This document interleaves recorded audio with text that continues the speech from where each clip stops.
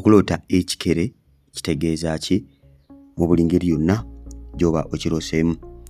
Oloota ekikere okisse, oloota ekikere kiri mu bitundu byo byakyama, oloota kiri mu bizinesi yo, kikugoba, kikubuukira, kiri mu kitanda kyo nga kikulumye, waliwo yaloota nga akinyweredde mu kikopo oba kiri mu kikopo kyanywera, olaba loota ng'okikuba ng'okirwanyisa.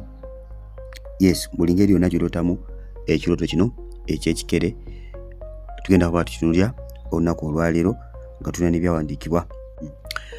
Weewaawo, mu kitabo ky'Okuva essula y'omunaana, Mukama Katonda yaleeta ebikere ku Misiri, zezo koleji Mukama ze yakola mu Misiri nga ajja abaana ba Isirayiri okuva mu Misiri nga abatwale Kanani nga Falaawo abalemedde.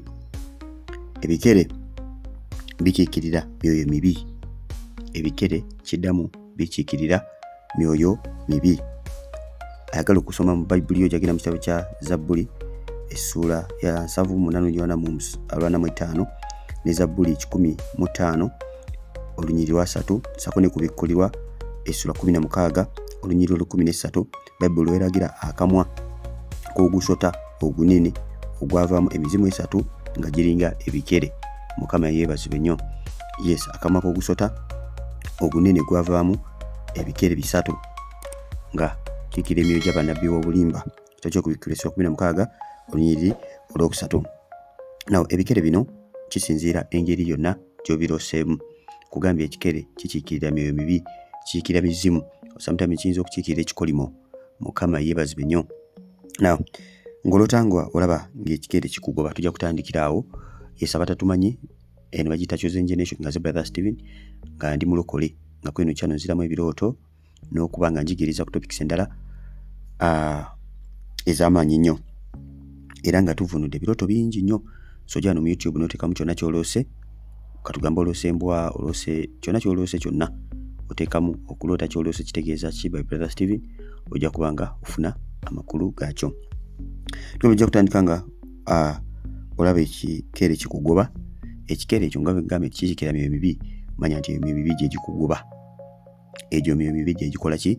Gye gikugoba. Kyolina okuba ng'okola okuba ng'oyimirira olwa n'olutalo eyobeera spiritual warfare ng'emizimu gikugoba, oluusi nga malogo gakugoba oba myoyo gy'abannabbi ba bulimba oba malogo, kisinziira myoyo ki egiba gikulumba. Mukama waffe omulungi yeebazibwe. Yes, oba tolina kyolaba obudde Mukama wadde alina byakubikkulidde ku lutalo lugenda maaso mu nsi ey'omwoyo, manya nti n'ebyo ebikere kyekimu. Osobola okuloota nga olaba ekikere kikugoba naye gwe n'okyuka n'okitta ng'osse ekikere. You have killed the frog. Mukama waffe omulungi yeebazibwe. Oba ng'osse ekikere manya nti mukwano gwange kiba kiraga buwanguzi mu nsi ey'omwoyo. Emyoyo gibadde gikugoba ng'obadde oli mu spiritual warfare, oli mu lutalo ng'obadde osaba, obadde olwa n'otanga ng'ossa ekikere, manya nti mukwano gwange ekikere oba emyoyo gye mibi obeera ogiwangudde. Kyolina okuba ng'okola mu kirooto ekifaanana kuba eky'ebikere, olina okuba nga weekenneenya wa exactly ekikere kino bwe kyabadde kyataakinze. Waloose ekikere kiri mu bizinesi yo, manya nti mukwano gwange ataaka eri ku bizinesi yo. Bw'oba nga tofuddeeyo n'odda mu relax, manya nti mukwano gwange kyogenda okuddamu okulaba nga bizinesi ekubwa. Ekyo tewali akyagala. Ekyo nze sikyagala, ate nawe ekyendowooza tokikola ki? Tokyagala ekyo n'akamu. Mukama waffe omulungi yeebazibwe nnyo. Waliwo aloota nga alaba ekikere. Waliwo aloota nga alaba ekikere kikuyingidde mu bitundu by'ekyama oba nga kivaamu. Bwekiba nga kikuyingidde manya nti mukwano gwange ataaka ekuyingidde. Mukama yeebazibwe. Bw'oba nga wakikuvudde manya mukwano gwange ebeera deliverance, kubeera kusumululwa. Mu kusumulula abantu bavaamu bingi. Abantu bavaamu bingi eba byabateekebwamu. Yesu omulungi yeebazibwe nnyo. Waliwo aloota nga alaba ekikere kimubuukira. Jumping on you, the frog jumps on you. Ekikere nga kikubuukidde. Omanyi ekikere kibuuka bubuusi okutambula, tekitambula nga ebisolo ebirala. Kirina amagulu naye kyo kikola ki? Kibuuka bubuusi. Kati osobola okuloota nga ekikere kikubuukidde. Oloota nga ekikere kikubuukidde, manya nti emyoyo mibi gye gyataakinga obulamu bwo. Bwe kiba kibadde kimu, manya nti waliwo omwoyo guba gusindikiddwa okuba nga gwataakinga obulamu bwo. Manya nti awo spiritual warfare okulwa n'olutalo kujja kuba kwetaagisa. Yambala ebyokulwanyisa byo, lumba ku lutalo olwane. Katonda ajja kumbuuza myoyo ki oguba gunnumbye awo. Kisinziira engeri gy'olooseemu ekirooto kyo, nja kuwa ekyokulabirako. Bw'oloota nga ekirooto ekikere kiri ku mazzi, ekikere nga kiri ku mazzi, walota ng'ekikere kiri ku mazzi nga kiva mu mazzi. Ebiseera ebisinga ebintu ebiva mu mazzi biba bikiikirira marine spirits, eby'emyoyo egiva mu nnyanja. Mukama yeebazibwe. Emyoyo egiva mu nnyanja gikulibwa omusamba gwe bayita ogwa Jezeberi. Jezeberi takola yekka nayogera ku Jezeberi. Ne mbagamba nti Jezeberi alina emyoyo emirala gy'akolana nagyo, ng'omwoyo gwa seduction, omwoyo gusendasenda, ng'omwoyo gw'okwako, spirit of lust, n'omwoyo gw'obwenzi. Kati nga bwe tulabye ekikere kiri mu kubikkulirwa essula 16:13 nga kiva mu gusota. Mukama yeebazibwe. Nga kiva mu gusota, kitegeeza nti waliwo emyoyo emirala egisindikibwa okuva ku myoyo emirala nga gisindikiddwa ku mission. Kati Jezeberi alina emyoyo gy'asindika. Mukama waffe omulungi yeebazibwe. Wali ambuuza nti Jezeberi yani mu Luganda? Puli abamuyita Nabuzaana. Nabuzaana alina emyoyo emirala gy'anywesa, gy'ayonsa, giddayo n'agiwa amaanyi, egikomawo ne gitigomya abantu, egikomawo ne gitigomya ekkanisa okubanga gigisuula. Babyogerako ogwo omusamba ngunywedde omusaayi gw'abatukuvu ba Katonda, naye tekujja kunya gugwo mu linnya erya Yesu. Ojja kuyingira obwakabaka bwa Katonda. Now tugambye bw'olota ekikere kino kiva mu mazzi, those are marine spirits, egyo emyoyo gya marine oba bye tuyita Nabuzaana. Mukama waffe omulungi yeebazibwe. Aba mu nnyanja wansi, babyogerako era mu kitabo ky'okubikkulirwa ogw'omuki omusambwa ogutudde ku mazzi amangi. Bw'otanga ekikere kikulumye, ekikere nga kikulumye, akisinzira wawe kikulumye bannange. Kikulumye bigere manya magenda galumbirwa, kikulumye engalo manya byanfuna. Mukama yeebazibwe. Kikulumye ebitundu byakyama. Mukwano gwange, bw'oba oli mufumbo manya obufumbo obulumbiddwa. Bw'oba oli singo manya mukwano gwange kigendeddwa kukuumira mu butafumbirwa. Yesu omulungi yeebazibwe. Yesu omulungi yeebazibwe nnyo. Na waliwo yaloota nga alaba alwana nakyo. Twakyogeddeko ndowooza ng'olwana n'ekikere. Kati olwanagana n'ekikere ebeera spiritual lubeera lutalo lwennyini, lutalo olw'omwoyo. Kati kisinzira owangudde towangudde. Oba towangudde ne kikuba bubi nnyo, nti mukwano gwange bukaba bakulaga nti weetaaga okubaka eddaali olinnya, ogenda ddi linnya otya okuyingira mu kusaba n'okusiiba, mu kweyawulo oyambala amaanyi go, kubanga Bayibuli egamba ekyengeri eyo tekisobola kuvaawo okugira nga tugenze mu kusaba n'okusiiba. Matayo 27:21. Yesu omulungi yeebazibwe.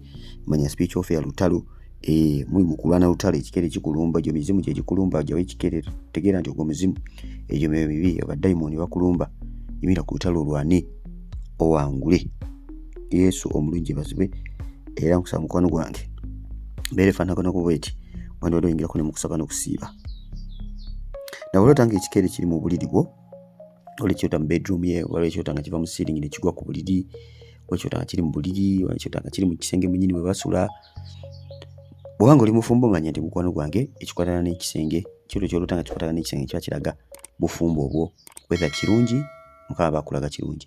Whether kibi olose musota, olose ekikere, olose kabwa, manya nti waliwo omwoyo gw'obwenzi oba ogw'okwaka kaba kabwa ogwagala okuba nga gujja ku bulamu bwo, okubanga gusikatalinga obufumbo bwammwe kubwonoona. Obanga oli single, the opposite, nti manya mukwano gwange bazze kukwatira awo mu bwasingo bwo, oleme kweyongerayo, ekyo tewali akyagala. Obuliri bwobeere mu bwomu, beeremu n'emizimu gino. Mukama yeebazibwe. Kati kisinzira engeri gy'oloseemu ekyoto kino ekya kikere, naawe okirabye. Oba okirabye ku muntu nga mukwano gwo, manya nti Mukama bakubikkulya eri omuntu oyo. Asobola okubeera musumba wo, asobola okubeera baawo, asobola okubeera omwana wo nga gwoloseko ekikere. Kati oyo kyolina okuba nga okola, bw'obanga osobola omutuukirira n'omugamba, then n'owegayirira mu maaso ga Katonda. Kutabasinga mufuna ebirooto ku bantu, bw'obanga osobola omugamba omuntu omugambe nga manyi lwaki, kubanga abantu balina ebintu batambuliramu ebitali birungi. Kati ate bate bafunye conviction, kulumirizibwa, bayinza obutakireka. Naye bw'amanya nti kubanga omutukuvu ayogera nabo ne batawulira, kati bw'amanya nti nno ne Mukama oli akimubikkulidde, kiyinza okumuleetera okutya, okukireka oba n'okugwa mu maaso ga Mukama. Kulya conviction yamanya yenenya, bw'obanga tomugambye ayinza osigalirayo. So kiba kirungi ofunye ekirooto ku muntu, togenda kukivuunula, tombuulira amakulu gaakyo, gwe genda ombuulira ekirooto kye waloose.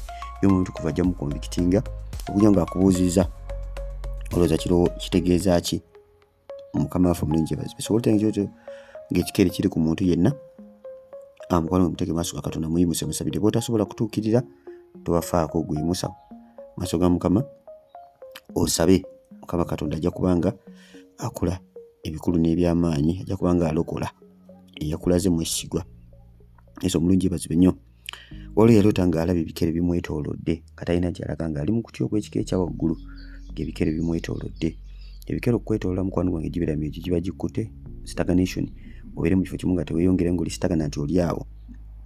Mukama yeebazibwe. Oli magenda g'oli mu kusaba Mukama akwongere ebikere bikwetodde bimagamba no tolina gy'olaga. Jjukira tuli mu kitabo kya Exodus essula y'omunaana ojja genda osomeyo ebyandika bye mbadde mujagenda byesomere. Mukama Katonda yaleeta ebikere ku ggwanga lya Misiri nga lwaki kubanga Falawo yali aganya abaana ba Isirayiri okubanga bagenda. Let my people go. Kama n'abawa ebikere. Mukama yeebazibwe nnyo. So ngeri ki walutamu ekirooto kino banga olipya subscribing okona kade click on the notification bell olime okubanga omisinga videos eteekayo most buli kaseera eziyigiriza. Labanga video eziwererako ddala ku Chosen Generation noba waziraba ddayo yongera okubanga olaba njagala okukakasa buli wona alabanga video zino ojja kubanga oyongera okubanga otegeera. Ekikulu si ffe kuvunulira kirooto kyo, ekikulu gwe kubanga osobola okutegeera mu nsi ey'omwoyo Mukama Katonda kyayogera naawe. Olwo enamba eri mu comment section enamba esookera ddala pinninge so okuweereza ku message kubanga oyagala okutujoininga ku WhatsApp group si za birooto, group za kanisa. Kuliko programs ennungi ez'okuyamba ojja kuyiga n'ebirooto. Otegeera ebirooto ebiseera bisinga olina okubanga otegeera nnyo ekigambo kya Katonda ng'oyigiriziddwa bulungi ojja kubanga obitegeera. Mukama yeebazibwe. So kubanga ntazze okutwegattako tulina bingi bye tukola. Ewe nkoledde video eno nga twakava ekyenjo gye tumaze ennaku 8 okubuulira enjiri twakakoma nga banna Chosen Generation nga twagendayo ne tubuulira tukola crusade ne tubuulira enjiri ya door to door ne tukola semina ne tuyigiriza abantu beeyo abayiza bakadde ne tubayigiriza ate ne tubatwalira engoye sukaali sabuuni biki byonna. Mukama yeebazibwe. So twegattako n'obanga oweerezaamu naffe n'ebyo by'olina ne Mukama nakuwummisa. So mbere bulungi tubuulira engeri gye walutamu ekirooto kino ekikwatagana ku kikere comment section tujja kubanga tukigirako. Mbere bulungi mweraba sigadde ndi brother Steven ku lwa Chosen Generation. Bye bye.